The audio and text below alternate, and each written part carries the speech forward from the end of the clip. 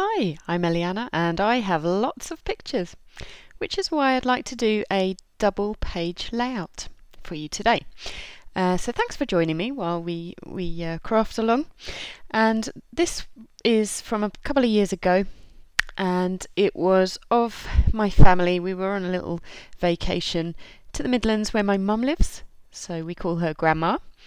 And we had been in we'd taken a walk in the park. The boys had fallen asleep during some of that, and this was us just having a little retreat in the Glasshouse at Jephson Gardens in Leamington Spa. And so my mum treated us all to tea, coffee and crepes, and the view was really quite spectacular. And I originally thought I was just going to use maybe just a couple of pictures and do a single page layout, but the challenge presented itself via a really fun Facebook group that I'm a member of, and it's called Fun Kits. I think it's Fun Kits monthly challenge or something like that. Anyway, it's Genbox is the main host of that one, and it's brilliant because what we do there is for each month we challenge ourselves to use a kit that we've kind of devised ourselves, but all based on one line. So at the moment it's the Craft Market collection by Crepe Paper, and in my view Crepe Paper can do no wrong. Not least because I don't have all the papers. In fact, I've just got one paper of the current line, but yet they're very easy to match up with their older lines, so that's kind of what I'm doing. And I'm just using a basically plain blue background there anyway, to tone it all in. So yes, that's what I've done. I've used the embellishments from the kit, but just really old crepe paper, and in fact Kei'sart and some other paper lines that seem to tone in quite nicely with the colours. And I wanted something of a slightly muted colour palette anyway for these pictures, because there are so many of them, and I didn't really want the background to be too distracting. And this is actually a piece of old Hessian style wallpaper. I think I've had that for probably since I began scrapbooking, thinking that I needed wallpaper to do scrapbooking with, and then eventually obviously ended up buying lots of real papers for the art. But I kept the wallpaper anyway, and I'm finally so glad to be able to use that now. That paper there, that's the Kei'sart I was talking about. I just love it. I love the muted tones and the geometric design on that, but I felt it would probably be a little bit too wild to have it as a complete background. So I've just cut two strips to kind of frame the two edges of the double page spread. And there's some Amy Tan cut and paste line paper there. Again, sort of mimicking the geometric design there, but just very much smaller. And yeah, so I'm trying to match up the design because that's going to be a band that goes all the way across left to right. I've really very loosely edited this today. I was just so keen to get the video up and onto YouTube that I've kind of minimised the cutting into it. But it's a fairly long video, but as you'll see, hopefully it's worth it because it does incorporate two 12 by 12 layouts as part of one spread. So yeah, feel free to join along with the challenges, by the way. Well, it's one challenge to use the kit, but actually what's posted on the Facebook is some kind of prompts in the form of a bit like a recipe, I suppose, with ingredients. So the idea is that you get to select a few ingredients that you might want to incorporate. And so for me, what have I incorporated here? Well, the kit itself, the line, and one of my signature styles, which is to try and incorporate some upcycling, which I've done with the wallpaper. Let me just talk about what I'm layering on here. I made that, it's offcut from my silhouette, so I was obviously cutting some alphas, and I'd pre-painted, it was just some white cardstock in silver ink, and then I'd brushed over it with some white ink and then gone back over it with some silver ink again. So that's why it's got a kind of pewtery brushed look. But I really like that, and I didn't want to waste the waste, so I've used that on the two edges to frame it as well. So, and the original, I don't know if you saw it at the beginning there, I just flashed it up there, but the original sketch incorporated some circles to put some pictures. I didn't think I was going to do that. I thought I was going to use embellishments where the circles lay, and that's where I decided, no, actually I will use all the pictures, because if I don't, they're just going to end up in their picture wallets. Once upon a time, and it was about 2 years ago I printed these as well, I had this notion that I should just print all of my pictures that I took that seemed halfway interesting, because I was sure I was going to scrapbook them, and then it never happened. Well, it is slowly but surely, but I don't do it that way anymore. I print pretty much. The modern pictures are all done on the selfie, but the older ones I'm trying to get through are all pre-printed, and I thought I'll better use them, otherwise I'll lose them, and I'm just going to end up chucking pictures out, which I really, it goes against the grain with me, but so anyway, that's the rationale. I thought I will cut them into circles and I'll put them into little frames like this, and I have. And I used my Sizzix. I've got the nesting dies, for the circles. One of them wasn't perfectly the right size of circles, so you saw me draw around that so that I could get just the right size for that particular one there. Oh, my snaggy ATG. Never mind, got there in the end. It's all going to stick down fine. So I haven't really gone with any mixed media on this particularly. I do use just some pen ink to draw some loose circles, but other than that, I've steered away from my usual kind of ink splatters or kind of paint swipes or anything like that. Well, except for the pre-prepared, cut out alphas there. But apart from that, I haven't, and the reason is, again, I didn't want to make it too busy, because what you'll see me do in the end, I'm going to go round it with some bling in the form of sequins from a really old quirky kit that I found as I was pulling out some of my supplies, and I just thought that would be the perfect thing. So I have not gone with the inks as I usually would, which would be also probably partly my signature style, because I really love splattering gold ink these days. But I'm just trying to think what else it was that I had tried to do as part of the recipe. I mean, there's all sorts of things you can do, like using die cuts. I think one of them is trying to incorporate some thickers or alpha dyes. Alphas. Journaling. Not to forget the journaling. That was another thing I didn't forget. Yeah, basically, the kind of normal things you would expect on a scrapbook page, but maybe just as prompters. In such a way as that you incorporate them on your page, maybe in a unique sort of way. Maybe trying something new as well. That's one of the prompters.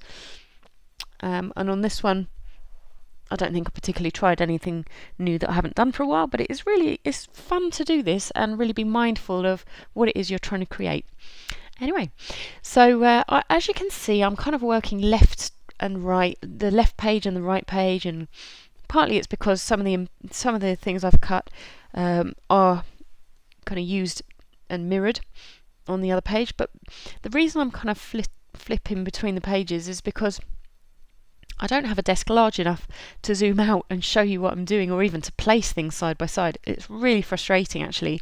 And the last time I attempted a double page layout, it was all skew-whiff. It wasn't even a double page in the end. They do sit next to each other in the album, and they tone in nicely, but you can see that they're completely they don't have a shelf or anything that the whole layout lies on as a design concept or anything like that. But on this one I've been a bit more careful. As you'll see, things do line up, and I'm pleased about that, but it was a lot more of a simplistic design, and of course it does help when you follow a sketch.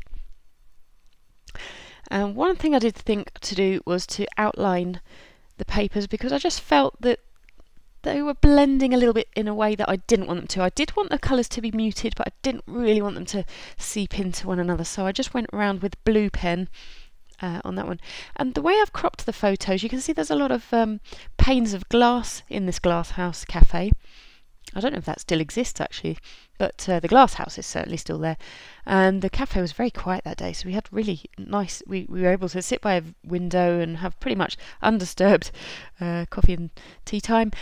But anyway, like I was saying, the way I've cropped the pictures is to try and eliminate some of those harsh black lines in some of the pictures.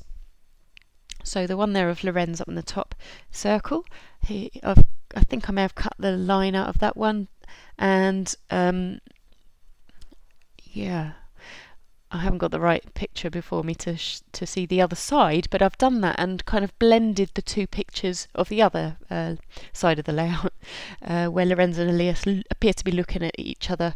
So I've tried to take out the panes of glass. What I'm doing there is I realised I'd put the ATG on the wrong side. As I flipped it over, I realised that was the one I'd wanted to keep open, to work out the positioning of the circle and other elements. So that's why I've kind of put back a strip of the wax ATG liner until I was ready, until the positioning was just right, and then I've whipped it out, because I do eventually want it to be stuck down, of course. And with that one there, now I'd kind of cropped it before I thought I was going to stick myself in a circle. So I've done a kind of loose couple of circles from the Sizzix. I think I might have cut round one of those. Yeah, I must have done. Fussy cut around the circle, but I've done it so that actually the picture itself is still square. If I'd not cropped it quite so much, I could have just cut a circle from the Sizzix die, but in the end I've kept it square, but also kind of loosely put those circles round, so you couldn't necessarily tell by the time it's all layered up. And anyway, I quite like the effect. It's a little bit choppy, but I don't mind that at all. I think I also did that with the picture there of Lorenz in the navy jumper there. I think I'd overcropped that as well, but I've tucked it in just enough so as you can't tell that doesn't perfectly fall within the circle line either. Yes, and there was another one on the left there. You may have noticed right at the beginning I cropped out it was my hand on top of Elias's head, and I really hated that picture because it looked like I was kind of arrogantly patting his head, and I wasn't. It was just the angle the picture was taken. But I didn't like the picture, so I've actually ended up just chopping me completely out of the picture. And by the way, I'm talking about the other side of the layout that isn't this one. But the way that Elias's head is in the circle and he's dipping his hand, as he so frequently did and sometimes still does, even though he's 4 now. He was 2 then. So he dips his hand into the food and into the, I think he had hot chocolate or something. Well, there you are. You can just see the picture of Elias peeping out. And because it's cropped in a circle, you can't see my hand on his head, which I really liked.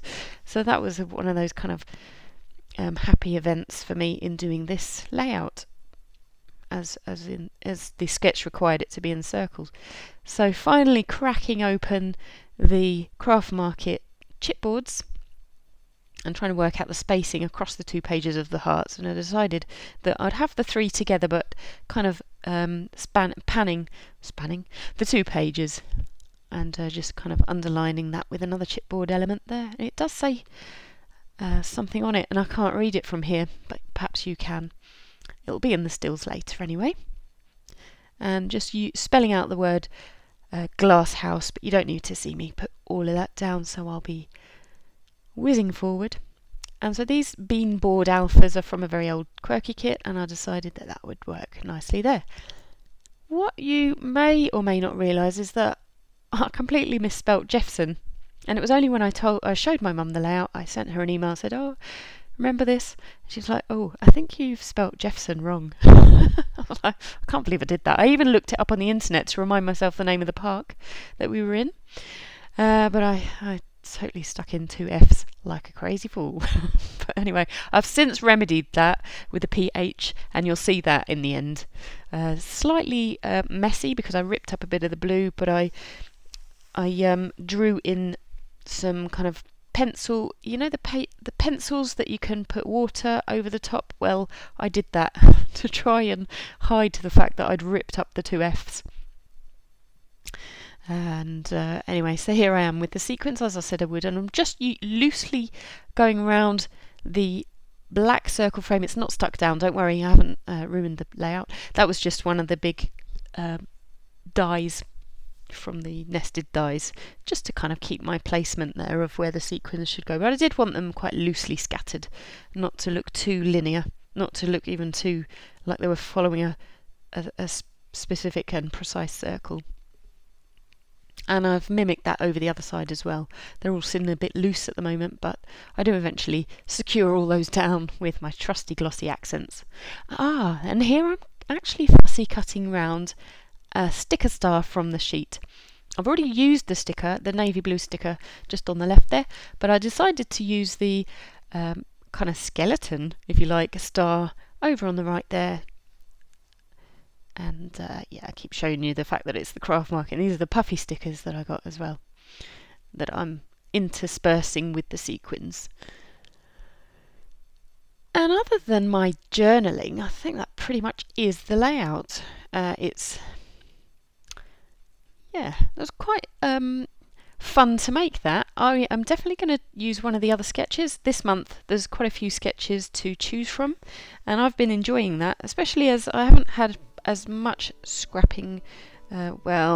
You know, I haven't been doing as much scrapping as I could be, and I tend to get a little bit rusty in between or lose my flow, and I can't quite think where I'm going. So these sketches have been just really good fun to work with. I've done another one tonight, but I'll be narrating that another day.